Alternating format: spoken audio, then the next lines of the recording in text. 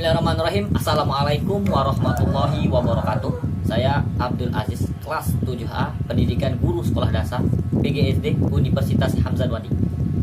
Pada kesempatan kali ini, saya akan menjelaskan tentang PowerPoint pendidikan multikultural dalam pembelajaran IPS, khususnya di Indonesia. Sebelumnya, di sini teman-teman mohon untuk memperhatikan apa yang jadi penjelasan saya. Pendidikan multikultural. Dalam bahasa Yunani, pendidikan multikultural dibagi menjadi dua, yaitu multi dan kultur. Yang dimana multi adalah perbedaan, berbagai macam perbedaan, sedangkan kultur adalah budaya. Jadi digabungkan antara multikulturalisme adalah sebuah ideologi yang mengakui dan mengagungkan sebuah perbedaan, yang dimana perbedaan yang dimaksud adalah perbedaan antar orang per orang, perbedaan antar individu per individu, perbedaan etnis, perbedaan budaya, seperti perbedaan nilai-nilai, sistem budaya, kebiasaan, dan terlebih lagi khususnya saat ini adalah politik. Adapun pengantar pendidikan multikultural yang ada di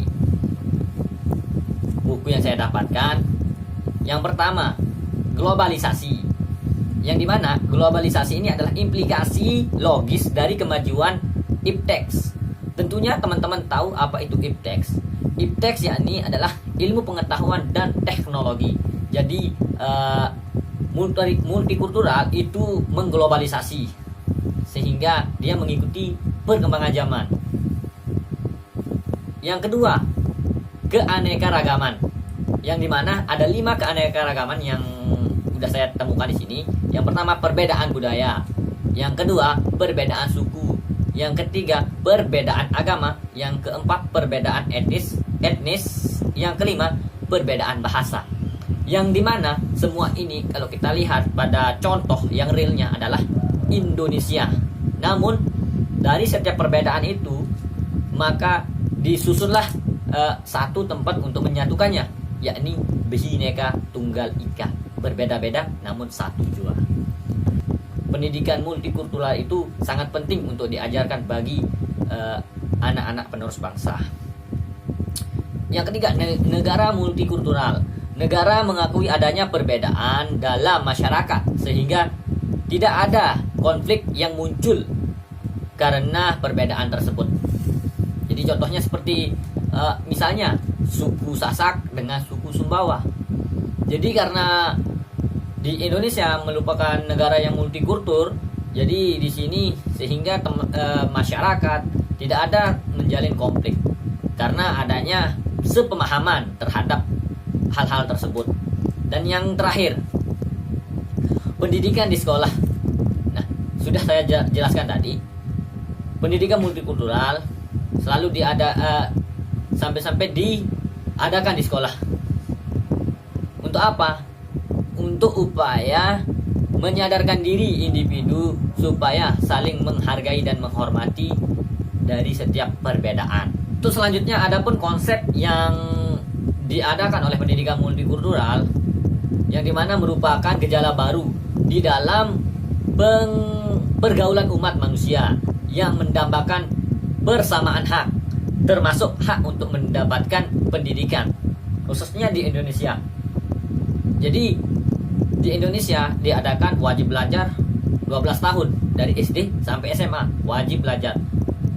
Dan itu pun menjadi salah satu kategori untuk mendapatkan konsep pendidikan multikultural, yang dimana di setiap jenjang pendidikan yang kita temukan terdapat perbedaan-perbedaan yang lebih khususnya yang akan kita menjadi pelajaran untuk saling menghormati, saling menghargai antara satu dengan yang lain.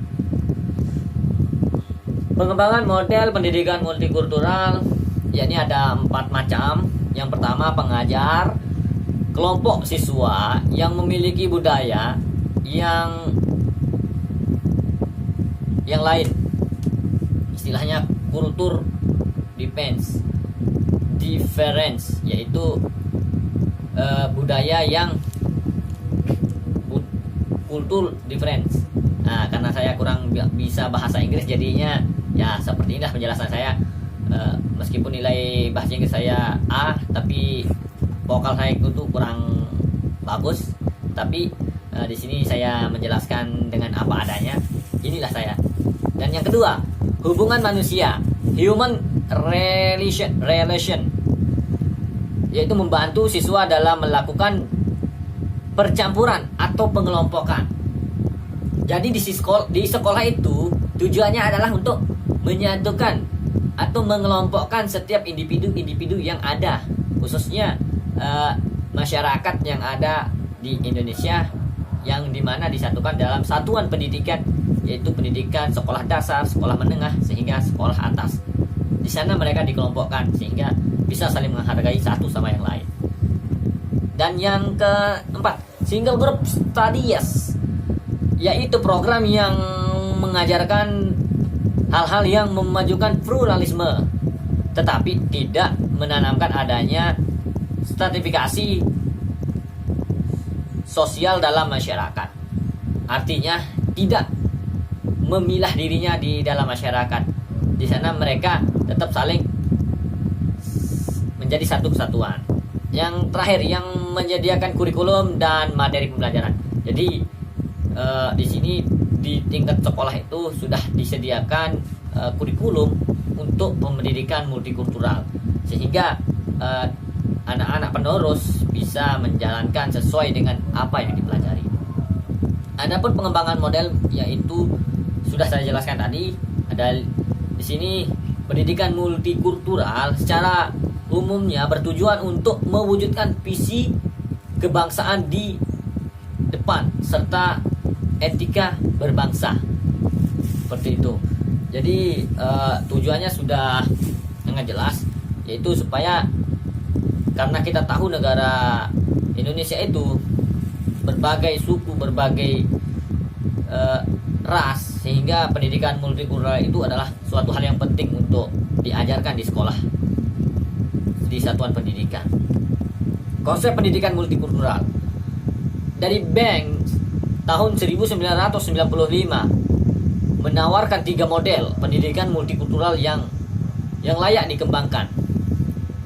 Terlebih khusus untuk kita di negara Indonesia, alangkah lebih baiknya menggunakannya. Yang pertama, memasukkan pendidikan multikultural secara terintegrasi dalam mata pelajaran atau disiplin ilmu.